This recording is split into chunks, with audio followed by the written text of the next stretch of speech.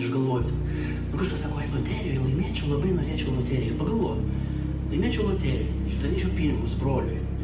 Brolis išprotėtų, nusipirktų sportinę mašiną, išsiskirtų su žmona, vaikus paliktų, su tą sportinę mašiną užsimuštų. Nu, va, tikrai gali taip būti, nes neuždirbti pinigai susuka protą, žinai. Tai man atrodo, kad yra viršui tai. Sėdi Dievas ir tu sakai, nu duok tą loteriją savo. Tuoj va duodu biletėlį, bet mūsų artimieji ir giminaičiai, kurie yra mirę, iškart sako, neduok, būk geras, tik jam neduok. Jie mus gelbėja tenai, sako, Jergutėlis vėl to nori. Gelbėjam neduok, tik jam neduok, suprant? Nes Dievas labai geras, sako, tai rinkit visų, tik ne jam, tik ne jam. Tai aš galvoju, ten sistema tokia yra.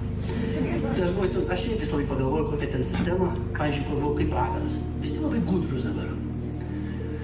Nu, žinai, pragaras bus toksai, kad mes jausime kažkokią vidinę ten kančią, negalėsim susitikti, ne, degsit puodė ir smaloj, viskas. Tai sakysi, o tai kaip čia smaloj tikrai? Taigi sakė 100 kartų. Vėliai bus badys tave visą laiką, sakys, kas čia per nesąmonę? Taigi sakėm, kad tai bus. O visi galvoja, gal ne, gal kažkaip prasisuksiu.